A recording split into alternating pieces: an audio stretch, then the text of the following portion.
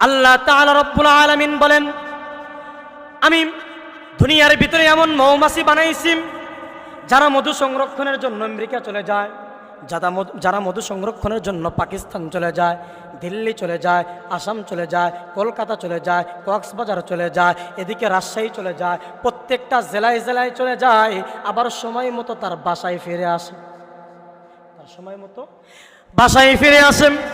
রাস্তাঘাটে কোনো ট্রাফিককে জিজ্ঞাসা করতে হয় না, ট্রাফিক ভাই আমি টাঙ্গাইলের শহরে যাব কোথায়, আমি টাঙ্গাইলের পুরান বাসস্ট্যান্ড যাব কোথায়, আমি টাঙ্গাইলের আকুর টাকুর পাড়া যাব কোথায়, কিভাবে যাব, কোন রাস্তা ভুলে যায় নাই, আল্লাহ তাআলা রব্বুল আলামিন জানিয়ে দেয়। কোনো মৌমাছিকে জানিয়ে দিতে হয় না তোমার রাস্তা এটা, কোনো মৌমাছিকে বলে দিতে হয় না, কোনো ট্রাফিকের কাছে বলতে হয় না। কিন্তু দুনিয়ার ভিতরে তুমি নিজের পাইলট হইছ, তুমি নিজেকে অনেক বড় মনে করতেছ।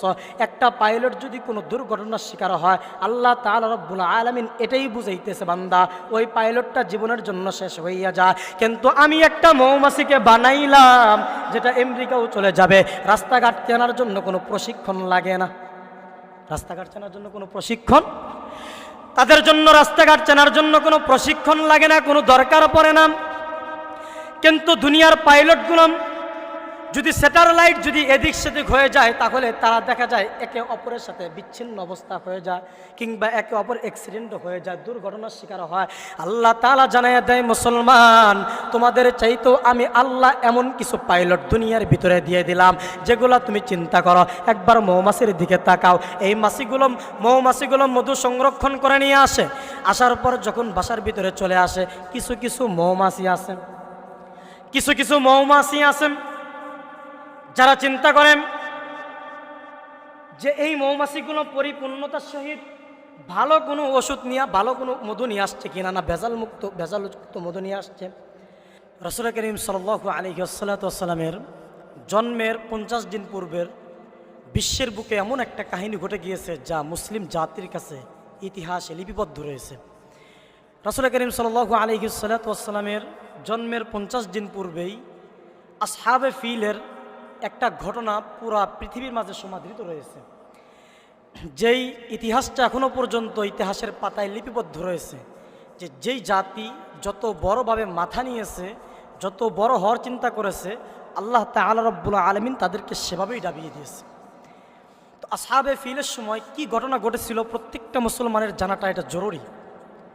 রাসূল করিম সাল্লাল্লাহু আলাইহি ওয়াসাল্লামের জন্মের 50 দিন পূর্বে যখন আব্রাহাম বাদশাহ চিন্তা করলেন যে কাবা ঘরের ভিতরে হাজার হাজার মানুষ হজের জন্য চলে যাচ্ছে, আমার এই সানআ নামক শহর থেকে আব্রাহাম বাদশার যে স্থানটা ছিল যে ইয়ামেন থেকে হাজার মানুষ কাবা ঘরের দিকে চলে যাচ্ছে, যে কাবা ঘর হজ করবে। এটা আব্রাহাম বাদশার কাছে ভালো লাগলো না। সাথে সাথে আব্রাহাম বাদশাহ চিন্তা করলেন যে আমার এটার পরিবর্তে যদি আমি আমার এলাকার ভিতরে যদি একটা কাবা বানাইতে পারি, একটা গির্জা যদি আমি বানাইতে পারি, হাজার মানুষ আমার কাছে চলে আসবে আর আমাকে এটা প্রভুত্ব মানবে। এই জন্যে আব্রাহাম বাদশাহ একটা কাবার মতো হুবহু একটা কাবা তৈরি করলেন। আল্লাহ তাআলা রব্বুল আলামিন তার কাবা ঘরের চতুর্দিকের যে গোত্রগুলো রয়েছিল, বিশেষ করে সানআ নামক গোত্র, তারা ইসলামপন্থী ছিল, আল্লাহকে বেশি ভালোবাসত। তারা চিন্তা করলো না, এটা কোনোভাবেই সম্ভব হতে পারে না যে আল্লাহর ঘর বাদ দিয়ে আমরা কাবা ঘর আর আব্রাহাম বাদশার তৈরিকৃত কাবা ঘরে আমরা হজ করব, তওয়াফ করব, এটা কখনোই সম্ভব হতে পারে না। সাথে সাথে চিন্তা করলেন যে এটা কখনোই হতে পারে না। এই চিন্তা করার পর একদিন রাত্রে আব্রাহাম বাদশার কাবা ঘরের ভিতরে আশেপাশে চতুর্দিক দিয়ে গিয়ে মানুষগুলো এক ধরনের মল ত্যাগ করলেন। সাথে সাথে আব্রাহাম বাদশাহ চিন্তা করলেন যে না, এরকমভাবে সম্ভব না। আমি তাদেরকে চিন্তা করলাম মানুষগুলো যেন আমার কাছে চলে আসে আর এই মানুষগুলো আমার থেকে দূরে সরানোর জন্য চেষ্টা করতেছে। আব্রাহাম বাদশাহ সাথে সাথে চলে গেলেন যে আমরা সমস্ত ঐক্যমতভাবে আমরা কাবাকে ধ্বংস করে দিব, না হয় আমার মান ইজ্জত সব শেষ হয়ে যাবে। সাথে সাথে আব্রাহাম বাদশাহ এই চিন্তা যখন করলেন, করার সাথে সাথে কিছু ওলামায়ে কেরাম, তখনকার যে পাদ্রীগুলো ছিল যারা আল্লাহকে ভালোবাসত, তারা তাদেরকে ওই সানআ নামক গর্তে সমস্ত মানুষদেরকে একত্র করলেন। এটা কোনোভাবেই সম্ভব না এবং কি করতে দেওয়া যাবে না। ওনারা এই চিন্তা করে যখন আব্রাহাম বাদশার বিরোধিতা শুরু করলেন, আব্রাহাম বাদশাহ চিন্তা করলেন এটা কখনোই সম্ভব না। উনি 60,000 সৈন্য নিয়ে মুহররম মাসে 60,000 সৈন্য নিয়ে চলে গেলেন কাবাকে ধ্বংস করবেন। আল্লাহ তাআলা রব্বুল আলামিন জানিয়ে দিলেন, আলাম তারা কাইফা ফাআলা রাব্বুকা বিআসহাবিল ফিল আলাম ইয়াজআল কাইদাহুম ফি তাদলিল ওয়া আরসালা আলাইহিম তায়রান আবাবিল তারমিহিম বিহিজারাতিম মিন সিজিল ফাজআলাহুম কাআসফিম মাকুল। আল্লাহ তাআলা এখান থেকে সরাসরি জানিয়ে দিলেন, তোমরা যত রকমের কৌশল করো না কেন, কাবাকে ভাঙার জন্য যত রকমের অপচেষ্টা চালাও না কেন, আমি আল্লাহ তাদেরকে কিভাবে ধ্বংস করছি বান্দা মুসলমান তোমরা সেটা সেভাবে দেখেছো। আব্রাহাম বাদশাহ চিন্তা করলেন, চলে গেলেন, সাথে সাথে চলে গেলেন, 60,000 সৈন্য নিয়ে আব্রাহাম বাদশাহ চলে গেলেন। এদিকে যখন রাসূল করিম সাল্লাল্লাহু আলাইহি ওয়াসাল্লামের দাদা আব্দুল মুত্তালিবের কাছে খবর আসলো, আব্দুল মুত্তালিবকে ডাক দিয়ে বলল, হে আব্দুল মুত্তালিব, কাবা ঘর ভাঙ্গার জন্য সানা নামক শহর থেকে হাজার হাজার মানুষ চলে আসছে। আব্দুল মুত্তালিব ডাক দিয়ে বললেন, কাবা ঘর ভাঙ্গার জন্য চলে আসছে, এই কাবা ঘর তো আমার না, আমি শুধুমাত্র একজন মুতাওয়াল্লি, আমি শুধুমাত্র একজন পরিচালক, আর এই কাবা ঘরকে যিনি বানাইছেন, যার ঘর, সেই হেফাজত করবে ইনশাআল্লাহ। আব্রাহাম বাদশাহ যখন চলে আসলেন, চলে আসার সাথে সাথে আবারও আব্দুল মুত্তালিবের কাছে খবর চলে আসলো। খবর কি চলে আসলো? আব্রাহাম বাদশাহ আব্দুল মুত্তালিবের উট, ছাগল, এই জাতীয় জিনিসগুলো ধরে নিয়ে গেছে। আব্রাহাম বাদশাহ যখন এই জাতীয় জিনিসগুলো ধরে নিয়ে গেছে, রাসূল করিম সাল্লাল্লাহু আলাইহি ওয়াসাল্লামের দাদা আস্তে করে আব্রাহাম বাদশার কাছে চলে গেলেন, বলেন, আব্রাহাম, আমি তোমার কাছে আসছি, আমার উট এবং ছাগল যেইগুলো আছে সব ফেরত দাও, ফেরত দাও। আব্রাহাম বাদশাহ কুটুক্তি করে বলল, আমরা এতগুলো মানুষ আসছি তোমার আল্লাহর ঘর ভাঙ্গার জন্য, তুমি কি আর জন্য বাধা দিবা না? তুমি তো এখানে সভাপতি। আব্রাহাম বাদশার এই কথার প্রতি উত্তরে রাসূল করিম সাল্লাল্লাহু আলাইহি ওয়াসাল্লামের দাদা আব্দুল মুত্তালিব বললেন, এই ঘর ভাঙ্গার জন্য, যার ঘর ভাঙ্গার জন্য তুমি আসছো, সেই আল্লাহই হেফাজত করবে, এটার আমি কেউ না।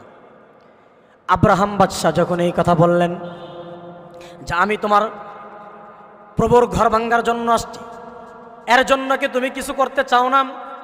উনি বললেন, আমি এর জন্য কোনো কিছু করতে চাই না, কিন্তু হ্যাঁ, আমার যেই উট এবং ছাগলগুলো নিয়ে এসো সেগুলো যদি ফেরত না দাও, তোমাকে প্রতিহত করার জন্য আমার কুরাইশ বংশ ছাড়া অন্য কোনো বংশকে রাখবো না। সাথে সাথে আব্রাহাম বাদশাহ চিন্তায় পড়ে গেলেন, হায় হায়, আমরা আসছি কাবা ভাঙ্গার জন্য, এখন যদি এখানে বিভিন্ন ধরনের কোনো রকমের আঘাত আবার আসে, তাহলে আমাদের কাবাকে আমরা ভাঙতে পারবো না। সাথে সাথে উটগুলোকে দিয়ে দিলাম। আব্রাহাম বাদশার অবস্থা দেখার জন্য রাসূল করিম সাল্লাল্লাহু আলাইহি ওয়াসাল্লামের দাদা পাহাড়ের উপর চড়ে উঠলেন, উঠে সেখানে বসে রয়েছেন। আল্লাহ তাআলা রব্বুল আলামিন ডাক দিয়ে বলেন, ওয়া আরসালা আলাইহিম তায়রান আবাবিল। আল্লাহ তাআলা রব্বুল আলামিন যাকে যাকে পাখি পাঠাইছেন, তাফসীরের ভিতরে মুফাসসিরানে কেরামগণ বলেন, এই পাখিগুলো এত ছোট, তাদের মুখের ভিতরে এত ছোট পরিমাণ দানা রয়েছে, যেটা মুসুরের ডালের চাইতেও ছোট। কালাই বলেন এটাকে, এক ধরনের যে মুসুর কালাই নাকি, এটার চাইতেও ছোট। কিন্তু আল্লাহ তাআলা বলে, সেখানে আমি যাকে হত্যা করার জন্য বলেছি, তার দাদার নামও লিখে দিয়েছি, তার বাবার নামও লিখে দিয়েছি, তার মায়ের নামও লিখে দিয়েছি, তার 14 গোষ্ঠীর নাম লিখে দিয়েছি। পাখিকে আমি সতর্ক করে বলেছি, পাখি রে, তুই যদি এটাকে আক্রমণ করস, আমি যার নাম লিখছি সেটা ব্যতীত অন্য কারো উপর আক্রমণ করবি না। পাখি চিন্তা করলো, হায় হায়, মুসলমান বান্দাগণ চিন্তা করেন, হে মুসলমান বান্দাগণ, কথাগুলো ভালো করে বোঝার জন্য চেষ্টা করবেন। যেই পাখির ভিতরে, ঠোঁটের ভিতরে একটা আল্লাহ পাক সৈন্যর জন্য একটা বোমা দিয়ে দিয়েছেন, 2 পায়ের ভিতরে 2টা বোমা দিয়ে দিয়েছেন, এই 3টা বোমার ভিতরে আল্লাহ তাআলা রব্বুল আলামিন, তো এই বোমার ভিতরে আল্লাহ তাআলা রব্বুল আলামিন সমস্ত 14 গোষ্ঠীর নাম লিখে দিয়েছে।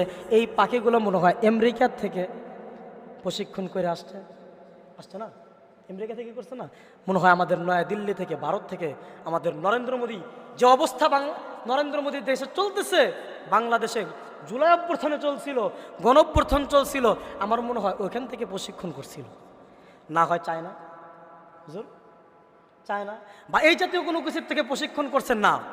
আল্লাহ তাআলা রব্বুল আলামিন বলেন, আমার পাখিগুলোকে কোনো দেশ থেকে প্রশিক্ষণ করা লাগে না, আমি নমরুদকে শায়েস্তা করেছি সেটা হচ্ছে মশার মাধ্যমে, তাকে কোনো জায়গা থেকে প্রশিক্ষণ করাই নাই।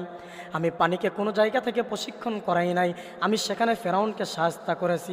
আল্লাহ তাআলা রব্বুল আলামিন বোঝায় দেয়, এরে বান্দা আমার কাছ থেকে কোনো প্রশিক্ষণ লাগে না। প্রশিক্ষণ আমি আল্লাহ যদি চাই কোনো আমেরিকা থেকে প্রশিক্ষণ করা লাগে না। আমার কাছ থেকে প্রশিক্ষণ করতে হলে আমার আল্লাহ ভক্ত হতে হবে। চায়না থেকে প্রশিক্ষণ করা লাগে না, রাশিয়া থেকে প্রশিক্ষণ করা লাগে না, আমেরিকা থেকে প্রশিক্ষণ করা লাগে না, আফগান থেকে প্রশিক্ষণ করা লাগে না, বাংলাদেশের কোনো সৈন্যবাহিনীর সাথে যোগ দিতে হয় না, পাকিস্তান থেকে প্রশিক্ষণ করা লাগে না। আল্লাহ জানাইয়া দেয়, বান্দারে দুনিয়ার ভিতরে যদি কোনো রকমের আক্রমণ চালানোর জন্য চেষ্টা করো, এখনো আব্রাহাম বাদশার পাখিগুলো আছে না নাই? আওয়াজটা একটু মনে হয় কম হচ্ছে, একটু যদি কেউ অফার আছে না একটু চেষ্টা করেন যে আওয়াজটা একটু হালকা ঠিক করেন, হালকা একটা আওয়াজ আসতেছে না, যার কারণে সমস্যাটা হচ্ছে। আওয়াজ যদি ভালো না হয়, কথা বলতে বলতে আমাদের অবস্থাটা প্রচুর খারাপ হয়ে গেছে ভাই, যার কারণে আমাদের আওয়াজ যদি অবস্থা হয় আমরা আলোচনা করতে পারি না, যে বারবার আলোচনা করতে চাচ্ছি, কিন্তু এই যে এক ধরনের ডিস্টার্ব হচ্ছে, একটু আওয়াজটা মনে হয় বাড়াইলে ভালো হয়। তো জন্যই মুসলমান ভাইরারে আমার কথাগুলো ভালো করে বুঝবেন। আব্রাহাম বাদশা যখন চলে আসলেন, আল্লাহ তাআলা রব্বুল আলামিন এমনভাবে পাখিগুলোকে এমনভাবে বিছিয়ে দিলেন, এমন পাখিগুলোকে এমনভাবে আসমানের উপর দিয়ে দিলেন, আর বললেন, হে পাখি তোমাদেরকে সতর্ক করে দিলাম, অন্য কোনো মানুষের উপর আক্রমণ করতে পারবা না, এর জন্য কোনো প্রশিক্ষণ লাগে না।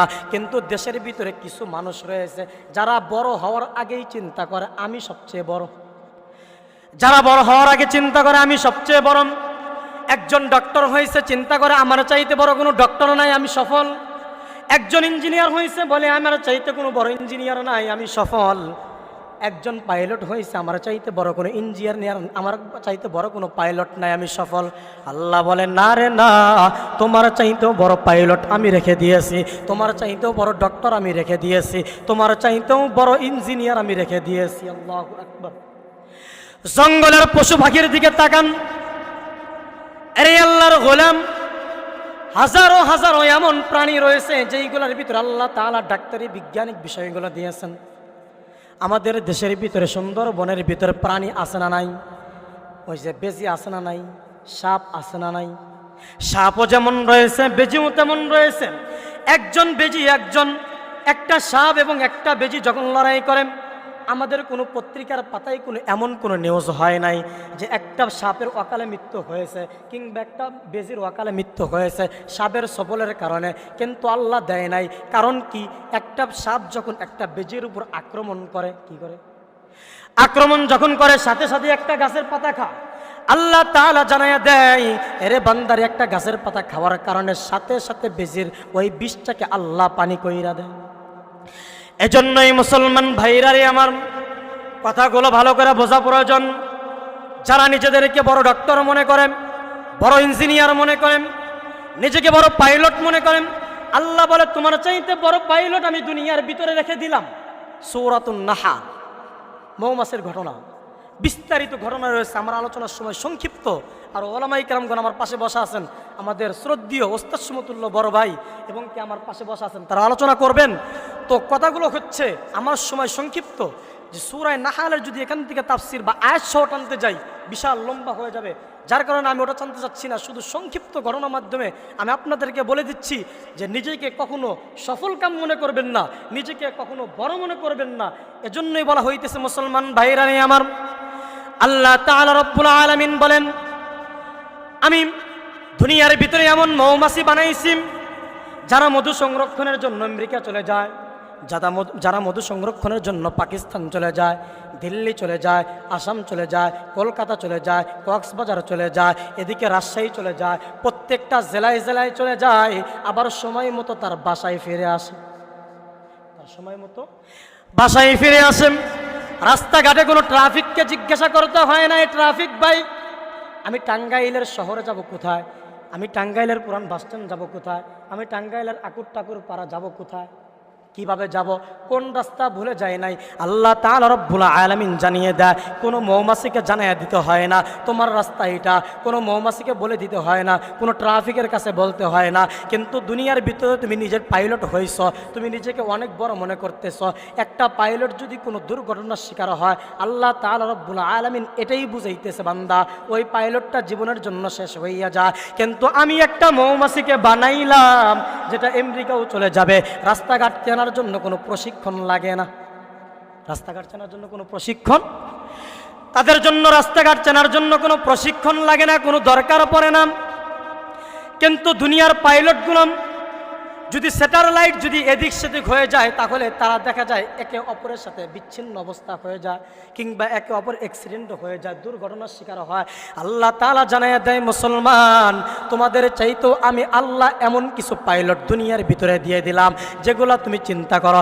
একবার মৌমাছির দিকে তাকাও, এই মৌমাছিগুলো মধু সংরক্ষণ করে নিয়ে আসে, আসার পর যখন বাসার ভিতরে চলে আসে, কিছু কিছু মৌমাছি আছেন যারা চিন্তা করেন যে এই মৌমাছিগুলো পরিপূর্ণতার সহিত ভালো কোনো ওষুধ নিয়ে, ভালো কোনো মধু নিয়ে আসছে কিনা, না ভেজালযুক্ত মধু নিয়ে আসছে। তাদের ভিতরে চেক আপ থাকে, চেকআপের ভিতরে যদি দেখা যায় যে কোনো ভেজালযুক্ত মৌমাছি নিয়ে আসছে, ওই মৌমাছির যে সর্দার নিয়ে আসে বলে সাথে সাথে শিরচ্ছেদ করে ফেলো, নাকি পকেট থেকে কিছু কাঁচা বান্ডিল তার হাতের ভিতরে ধরায় দেয়, বুঝায় দেয় যে বন্ধু কিছু করা যাবে না। কিন্তু বাংলাদেশে এটা আসে না নাই। এজন্যই মুসলমান ভাইরা রে আমার, যারা ভাবতেছো আমি নিজেকে বড় ডাক্তার হয়ে গেছি, কিন্তু না, তুমি ডাক্তার হও নাই।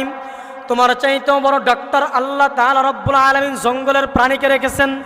তুমি চিন্তা করতেছো তুমি বড় পাইলট হয়ে গেছো, না না, তোমার চাইতে বড় পাইলট আল্লাহ তাআলা দুনিয়ার ভিতরে রাখছেন। তুমি চিন্তা করতেছো বড় বড় ইঞ্জিনিয়ার তুমি হয়ে গেছো, এর চাইতেও বড় ইঞ্জিনিয়ার আল্লাহ দুনিয়ার ভিতরে রাখছে। বাবুই পাখির বাসাগুলোর দিকে তাকান, দুনিয়ার ভিতরে কোনো বিল্ডিং বানাইলে ওই বিল্ডিং যে কোনো কারণে ভেঙে পড়ে যেতে পারে, বড় ভূমিকম্পের কারণে এটা ভেঙে পড়ে যেতে পারে, কিন্তু কখনোই বাবুই পাখির বাসা ভাঙতে পারে না। এজন্যই মুসলমান ভাইরারে আমার, যারা চিন্তা করতেছে নিজেরা অনেক বড় হয়েছে, আল্লাহ জানাই দিল ফাজআলাহুম কাআসফিম মাকুল ওয়া আরসালা আলাইহিম তায়রান আবাবিল তারমিহিম বিহিজারাতিন মিন সিজিল ফাজআলাহুম কাআসফিম মাকুল। এজন্য আল্লাহ বলেন যে আব্রাহাম বাদশাকে আমি যখন বললাম, আব্রাহাম বাদশা যখন চিন্তা করলো আল্লাহর কাবা ঘর ভাঙবে, ভাঙুক, সমস্যা নাই, ভাঙুক, আল্লাহর কাবা ঘর ভাঙবে, যদি তার বুকে সাহস থাকে ভাঙুক।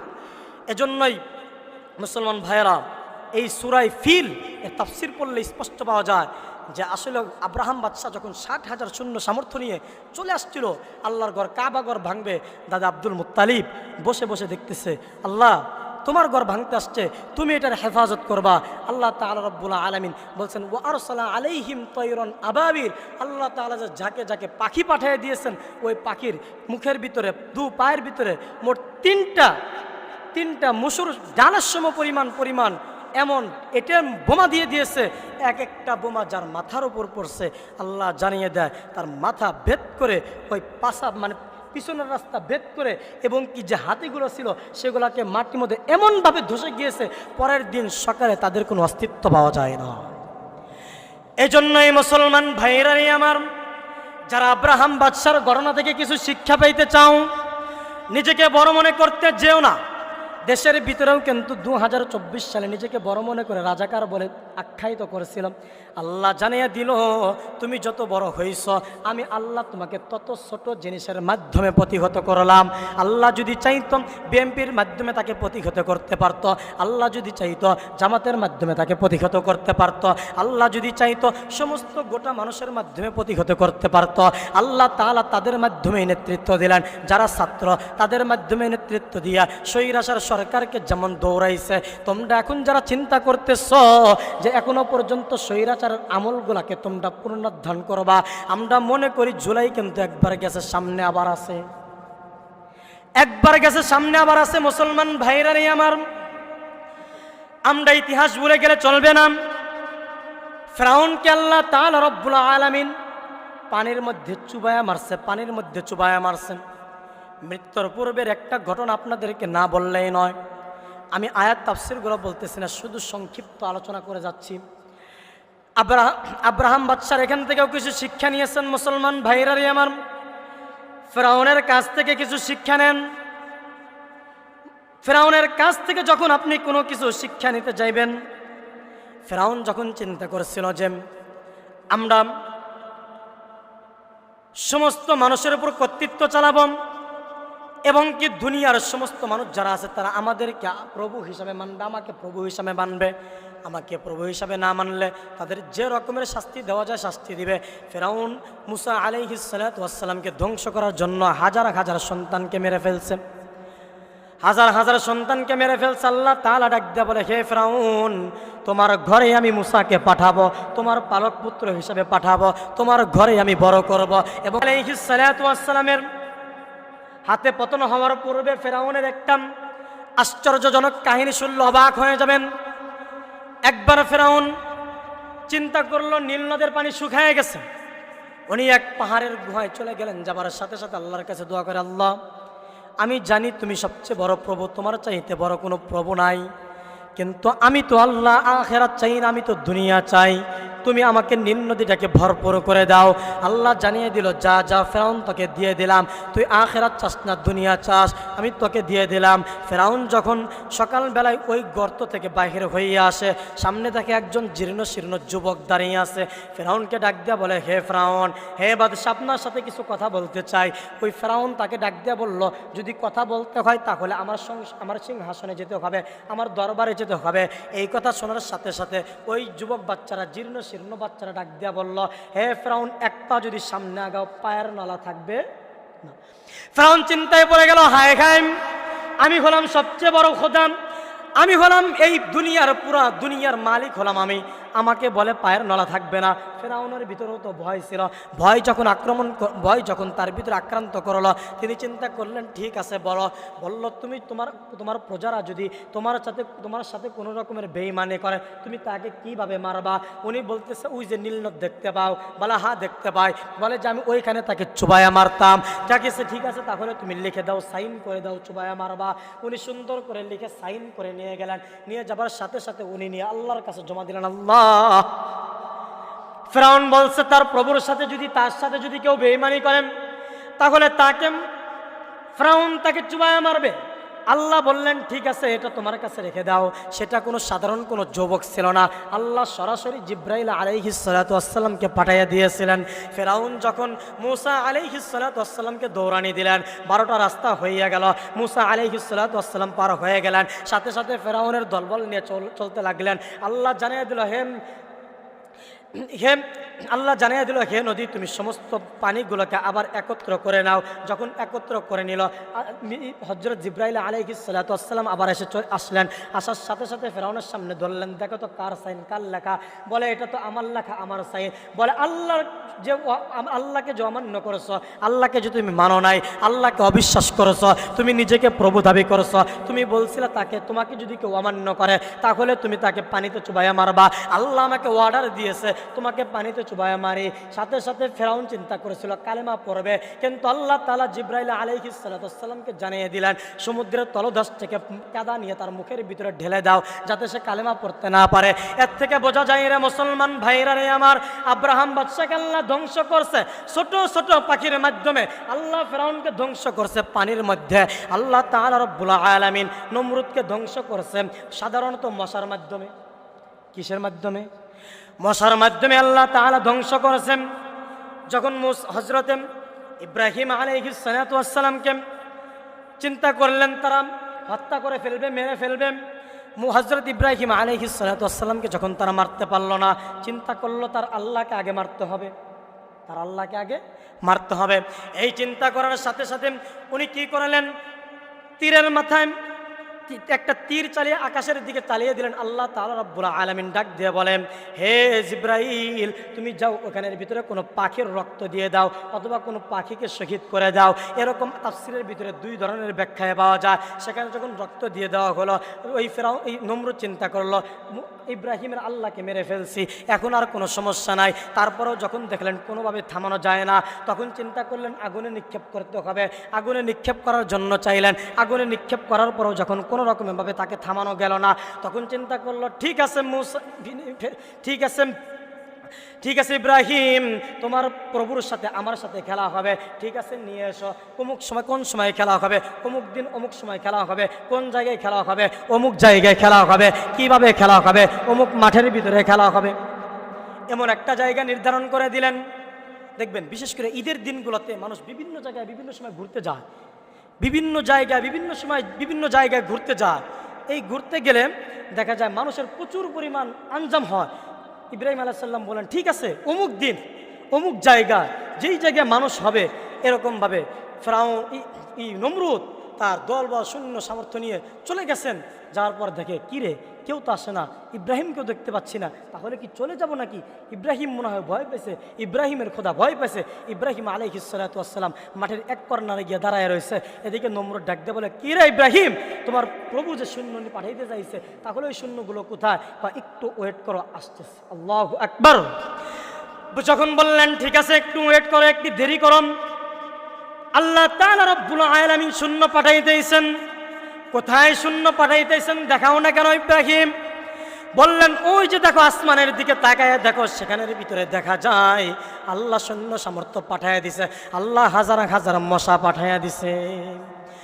একটা মশা ছিল, সেই মশা আল্লাহর কাছে আরজ করল, আল্লাহ সমস্ত মশাই তো যুদ্ধের ময়দানে চলে গেলাম, আমি হলাম আল্লাহ প্রতিবন্ধী, তুমি কি আল্লাহ আমার মাধ্যমে কোনো কিছু নিতে চাও না? আল্লাহ বললেন হ্যাঁ নিতে চাই, তুমি অমুক রাস্তার পাশে গিয়ে চুপ করে দাঁড়িয়ে থাকো, তোমাকে আমি ধরাবো এমন একটা যেটা সর্দারদের সর্দার।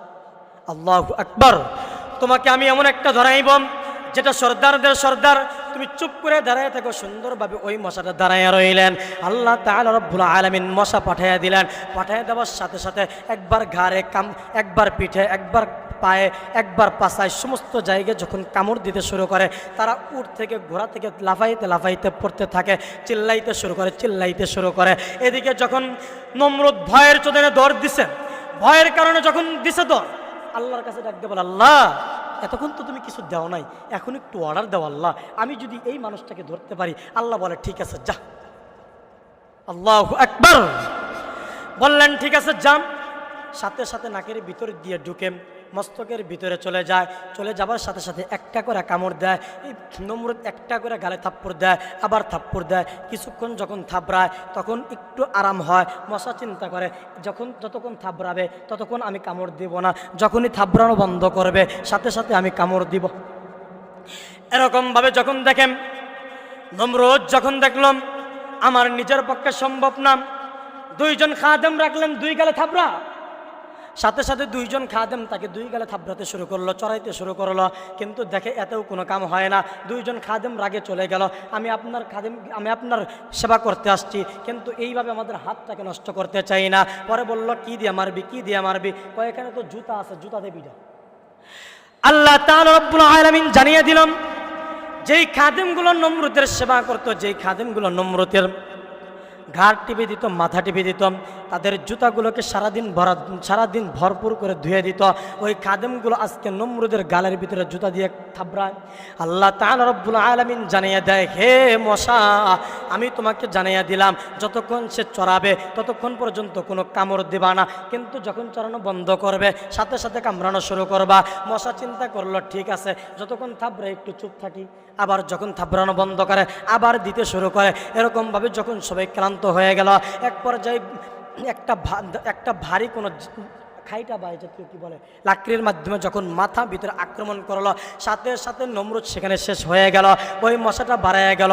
আল্লাহ জানিয়ে দেয়, হেরে গোলাম, দুনিয়ার ভিতরে তুমি নিজেকে বড় দাবি করো, কোনো আপত্তি নাই, নিজেকে তুমি বড় মনে করো, কোনো আপত্তি নাই, কিন্তু আপত্তি একটাই, তুমি যদি আল্লাহকে নিয়ে কটূক্তি করো, রাসূলকে নিয়ে কটূক্তি করো, আল্লাহর কোরআনকে নিয়ে কটূক্তি করো, আল্লাহর ঘর ভাঙ্গার জন্য যদি তুমি প্রস্তুত হও, ওলামায়ে কেরামকে যদি নিয়ে কটূক্তি করো, তাহলে আল্লাহ তাআলা জানিয়ে দেয়, এরে বান্দা, আমি যেরকমভাবে পূর্বের মানুষগুলোকে ধরছি, যেরকমভাবে আব্রাহাম বাদশাকে ধরছি, যেরকমভাবে ফেরাউনকে ধরছি, যেরকমভাবে নমরুদকে ধরছি, আমি আল্লাহও কিন্তু তোমাদেরকে ছাড়ব না। আল্লাহ তাআলা রব্বুল আলামিন ছাড় দেন, কিন্তু ছেড়ে দেন না। দেখবেন গ্রামাঞ্চলে যারা ঘুড়ি উড়ায়, ঘুড়ি, তাদের হাতের মুঠে কিছু পরিমাণ মানে সুতি থাকে, আর কিছু পরিমাণ ছেড়ে দেয়, সুন্দর আকাশে উঠতে থাকে, সারাদিন উঠতে থাকে, সারাদিন শেষ করার পর ধীরে ধীরে ধীরে ধীরে মালিকের কাছে নামাই নিয়ে আসে। আল্লাহ তাআলা বলে, বান্দা, আমি তোকে দুনিয়ার ভিতরে ছেড়ে দিলাম, তুই যা, তুই গুনাহ কর, সমস্যা নাই, তুই যা, তুই আমল কর, কোনো সমস্যা নাই, তোর যেটা ইচ্ছে তুই কর, কোনো সমস্যা নাই, আমি আল্লাহ তোকে স্বাধীনতা বানিয়ে দিলাম, তুই চাইলে গুনাহও করতে পারস, তুই চাইলে এখানের ভিতরে তুই আমলও করে আমার নৈকট্য লাভ করতে পারস, তাতে কোনো সমস্যা নাই, কিন্তু ইন্না বাতশা রাব্বিকা লাশাদীদ, আমি আল্লাহ যখন তোকে ধরবো বড়ই কঠিনভাবেই ধরবো। এজন্যই মুসলমান ভাইয়েরাই আমার, আল্লাহ তাআলা রব্বুল আলামিন ছাড় দেন, কিন্তু ছেড়ে দেন না।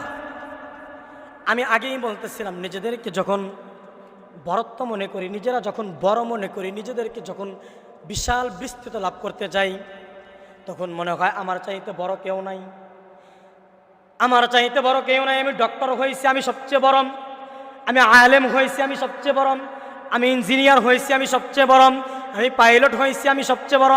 কিন্তু না না, তুমি যত বড় আলেম হও না কেন, তুমি সবচেয়ে বড় না।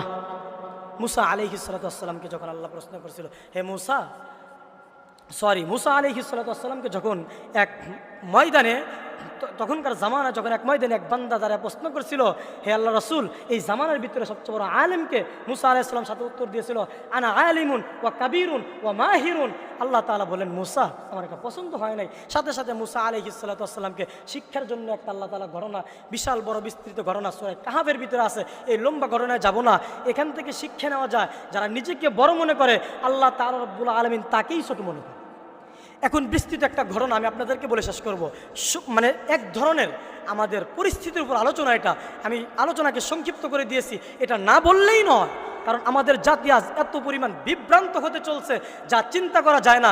দেখেন ভাই, দেশের ভিতরে আলিয়া অঙ্গন রয়েছে, দেশের ভিতরে কওমি অঙ্গন রয়েছে, দেশের ভিতরে চরমনাই রয়েছে, দেশের ভিতরে বিএনপি আছে, দেশের ভিতরে জামাত ইসলাম আছে, বিভিন্ন রকমের বিভিন্ন দল রয়েছে, কোনো আপত্তি নেই।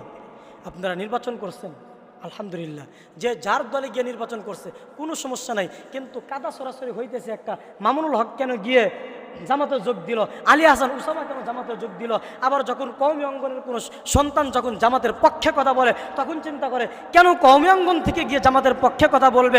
আরে ভাই, আমাদের কওমি অঙ্গনের ভিতরে তো এমন কোনো প্ল্যাটফর্মই তৈরি করতে পারেন না আপনারা, আপনাদের যোগ্যতা অনুযায়ী এমন কোনো প্ল্যাটফর্ম তৈরি করতে পারেন নাই যার মাধ্যমে একজন মানুষ আপনাদের কাছে আসবে। এর জন্য তো আপনারা নিজেরাই তো ব্যর্থতা পরিমাণ করেন। যদি আজকে কওমি অঙ্গন থেকে এই খেলাফাতে মজলিস এবং জমিয়াতে ইসলাম, এই সমস্ত বিভিন্ন ধরনের যে বিভিন্ন গ্রুপগুলো রয়েছে, এইগুলোকে যদি একত্র করে একটা প্ল্যাটফর্ম বানাইতেন, আলী হাসান উসামা ছুটে যেত না। আলী হাসান উসামা সব ছুটে যাওয়ার জন্য এটা কওমি অঙ্গন ওলামায়ে কেরাম দায়ী, কওমি অঙ্গন ওলামায়ে কেরাম দায়ী। ভাই, এটা যদি আমরা না বলি, আমি একজন কওমিয়ার সন্তান, আমি এক কথায় বলে শেষ করে দিব, লাস্ট মুহূর্তে শেষ কথা বলে দিচ্ছি, যে এক কথায় শুরু করছিলাম, আমার কথা হচ্ছে কেউ কাউকে বড় মনে করবেন না, সবাই নিজেকে ছোট মনে করবেন। ছোট মনে করবেন, আল্লাহ আপনাকে বড় করে দিবে। আপনি বড় মনে করবেন, আল্লাহ আপনাকে ডাবাইয়া দিবে এমনভাবে যেটা কখনোই কোনোভাবেই সম্ভব নয়।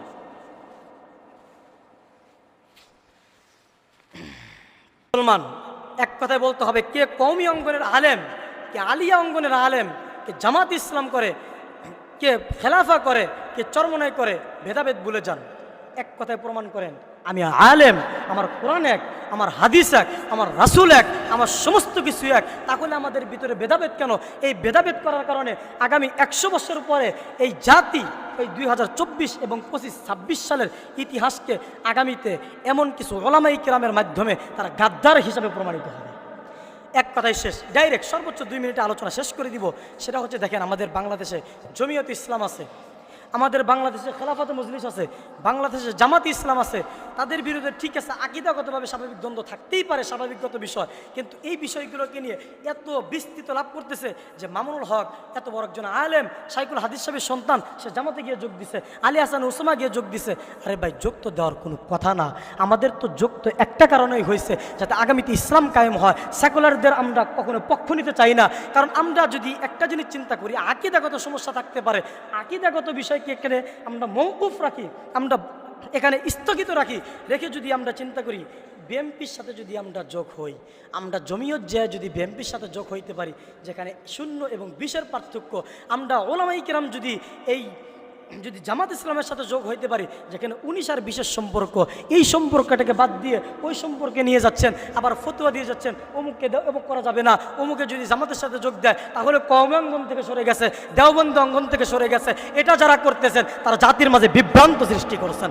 আল্লাহ তাআলা রব্বুল আলামিন এজন্যই বলি, সমস্ত মানুষকে বরাত্মগিরি বাদ দিয়ে নিজেকে নিজে ছোট মনে করে একটা প্ল্যাটফর্মে চলে আসেন, যাতে আগামীতে ইসলাম কায়েম হয়। ইসলামকে যেন কেউ বিভক্ত করতে না পারে, ইসলামের বিরুদ্ধে যে কথা বলবে তাদের দাঁত ভাঙ্গা জবাব দেওয়া হবে ইনশাআল্লাহ।